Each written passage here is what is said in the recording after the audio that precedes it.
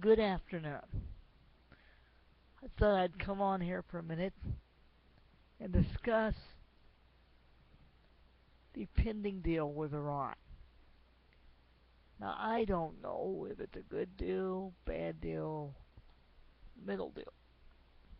My complaint is with the President and the Congress. First, to the Congress.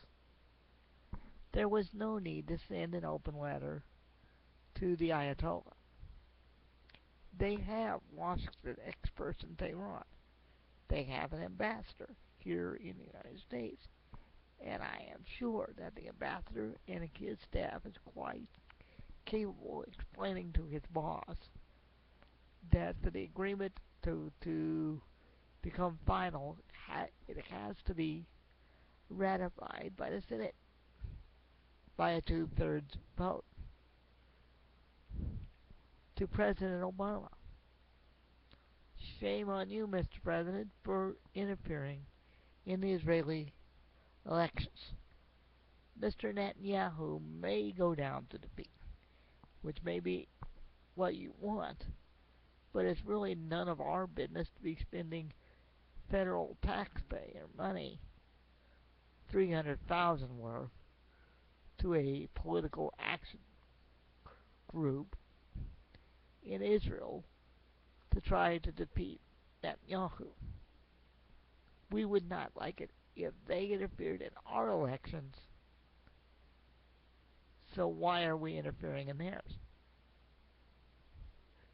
To the Congress and your move to send an open letter. Like I said, it really wasn't necessary.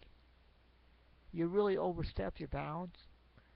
If you don't like the agreement the president comes up with, you can strike it down and probably will succeed to in the Senate in a few weeks. So both sides are playing politics at a very important time, while ISIS continues to be on the move in the Middle East. Now, there are reports that ISIS might have chemical weapons and may have used them yesterday against the Kurds. Now, if that happens to be a fact, the U.S. must take some kind of action to stop these attacks. We must get involved, even though the president doesn't really want to get involved in this situation, and I understand that, sir. But I think it is necessary. I think the time has come for us to get off the sidelines and to take action. You keep saying you want ISIS defeated. Well, show me you want ISIS defeated and bring in some military action against them. Both parties say they want ISIS defeated, but there's a big segment in both parties who say no ground troops. You can't do it without ground troops. And we're the most qualified military in the world to do this.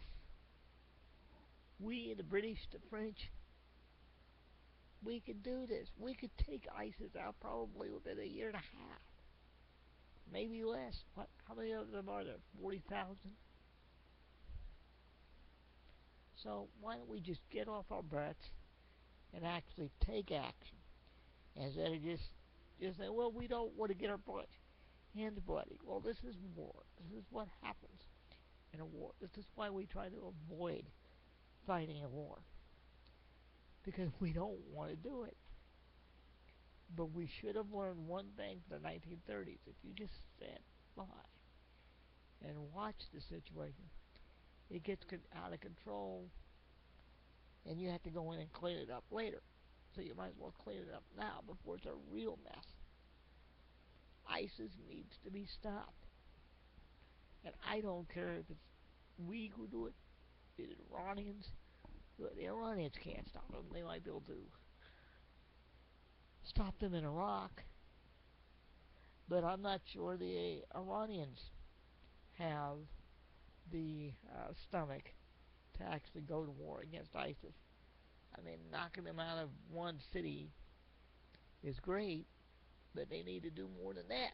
They'd have to actually go into Syria. And Assad's one of their allies. I don't know if they've got the stomach to do that either.